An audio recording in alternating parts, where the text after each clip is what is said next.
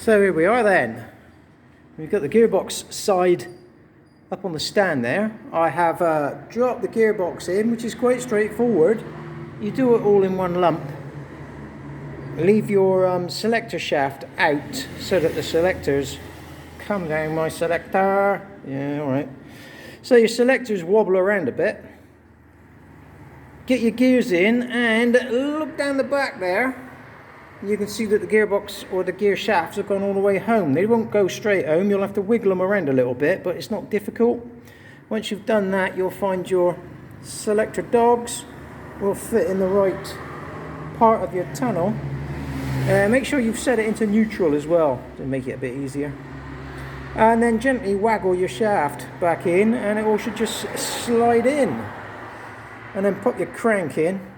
Don't forget your new balancer weight. Once you've got that lot done, all we need to do now is to prep up the casing and slap on some of this gunk. It's a right pain in the buttocks to work. Also, change the first of your O-rings in there.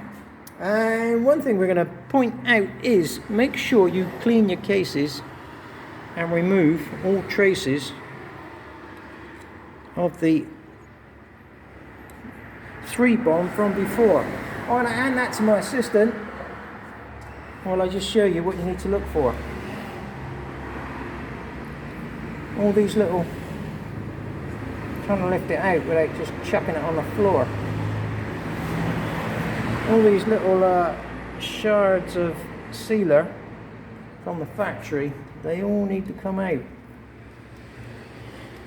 because you don't want them in there.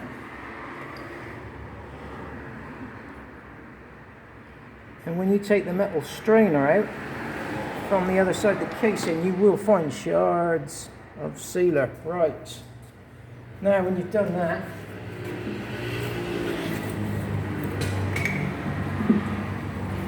clean your gasket faces up so they're solvent and diesel free if you use diesel to clean your engine.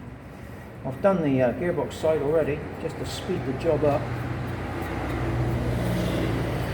Right, now if you're using the Honda workshop book, it will give you a little chart, a little guide on exactly where to smear the goo.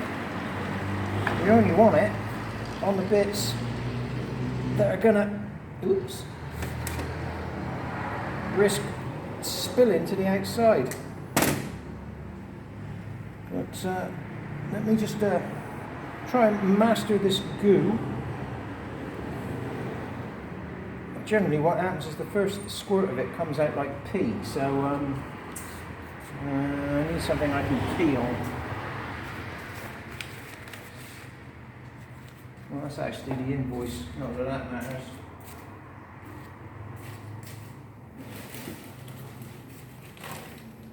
Right.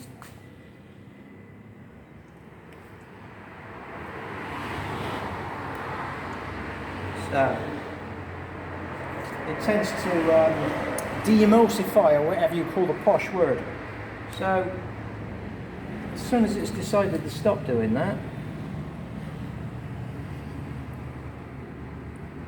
start laying it on. Oops. One tiny little line, he says.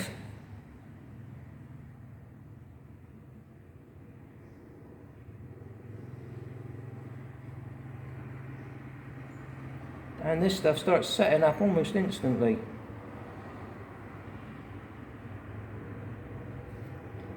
So, wang it on there.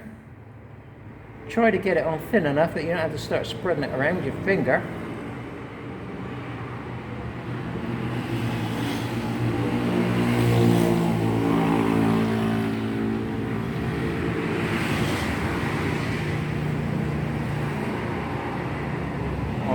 You don't need to go around both sides of the bolt hole, but I just do it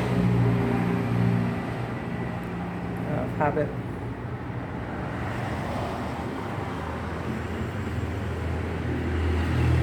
Right, what did I miss? I might have a bit thick there.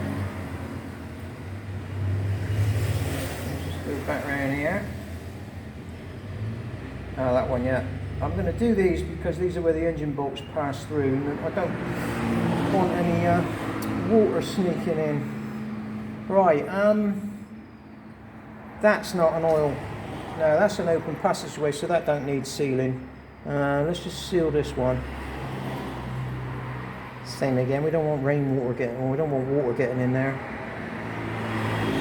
Same around the dowel. Right, let's bottom that one off. If you bottom them off, go all the way around them, and that lessens the chance of corrosion sneaking in there. Well, I suppose if I've done all that, I might as well just get that bad boy there. Oops. And there. This stuff's a pain in the ass. It starts to set up straight away. So, get that back on. Right. Whoops. So, just excessively oil. That bearing. Get some into the roller there. And drop a bit in there for no particular reason. I've done that one. Just make sure they've received some oil. I'll make sure the crank has got a little bit more. We'll just put a bit on there. It doesn't need it, but we'll put it on there anyway. Right, he's had a bit.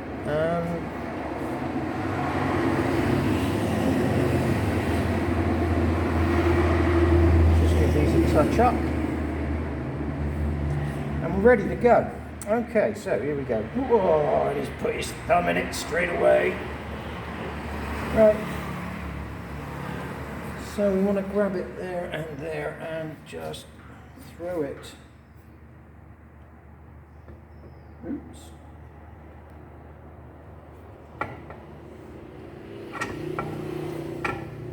Together. Obviously, keeping it equal. As you're easing it on.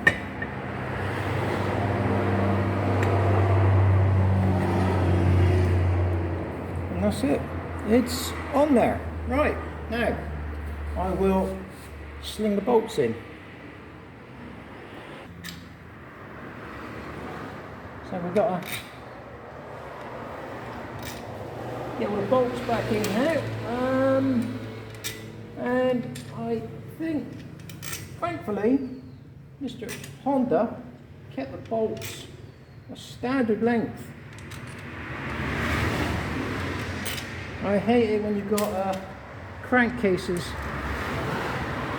with 65 different length bolts, like my Kawasaki. Every single bolt had a different hole, and you had to measure every one. They were all like a millimetre here and a millimetre there, but they're all in. So we'll get what do we call it? Clicky stick. We're going to clicky stick on it now and torque them down. Right then, so starting from the centre, we will torque up around the crankshaft.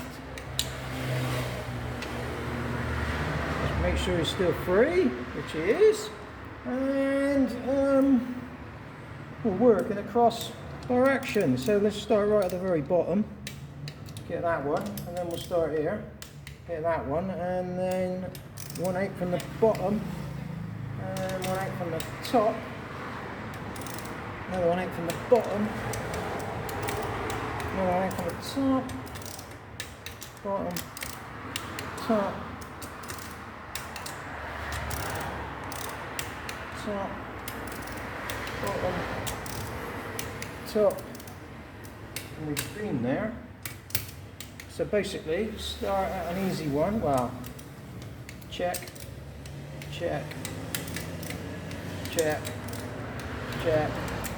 Right, let's go anti-clockwise. 1, 2, 3, 4, 5, 6. 7, 8, oops,